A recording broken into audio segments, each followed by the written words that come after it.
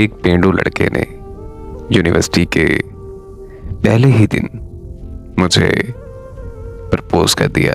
मुझे उस पर शदीद किस्म का गुस्सा आया और मैंने उससे गुस्से में आकर जोरदार थप्पड़ दे मारा। मेरा वो थप्पड़ यूनिवर्सिटी में इतना मशहूर हो गया कि मुझे दोबारा प्रपोज करने की किसी ने हिम्मत तक भी नहीं की। वो पेंडू लड़का तो मुझे देखकर अपना रास्ता ही बदल लेता था। यूनिवर्सिटी में 1 साल गुजारने के बाद मुझे एक लड़के से बेहद मोहब्बत हो गई। वो लड़का बेहद खूबसूरत और बहुत मॉडर्न था। एक दिन मैंने बहुत ज़्यादा हिम्मत जुटाकर उसे प्रपोज कर दिया और इसी तरह मेरी पहली मोहब्बत का आगाज हुआ। उसके हाँ करने पर मेरी जिंदगी झूम उठी। हम सारा दिन यूनिवर्सिटी में साथ वक्त गुजारा करते थे। हम हफ्ते में 1-2 दफा बाहर खाने पर भी जाने लगे। हमारी जिंदगी बहुत ज्यादा खूबसूरत चल रही थी कि अचानक मेरी जिंदगी में एक ऐसा तूफान आया कि मैंने अपने हाथ की नस काट ली। नस काटने के 2 दिन बाद मुझे होश आया तो पता चला कि मैं एक हॉस्पिटल में दाखिल थी, जहां मेरे पास ना तो मेरी फैमिली थी और ना ही मेरा कोई अपना दोस्त।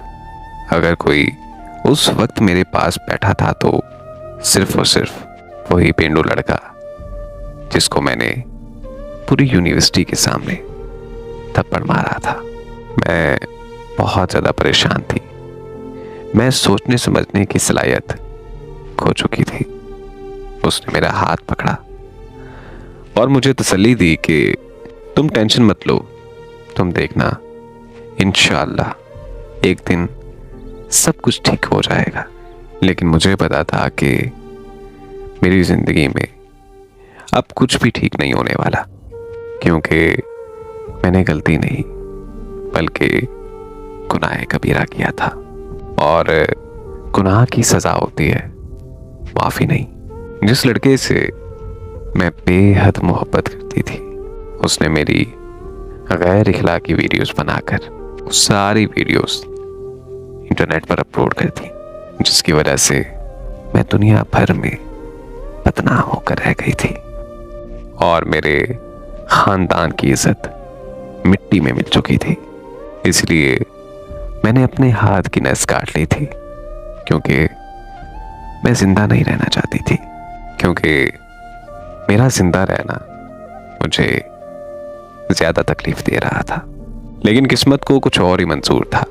सब जानकर भी अनजान बन गया वो शख्स जो मुझे पेंडू लगता था।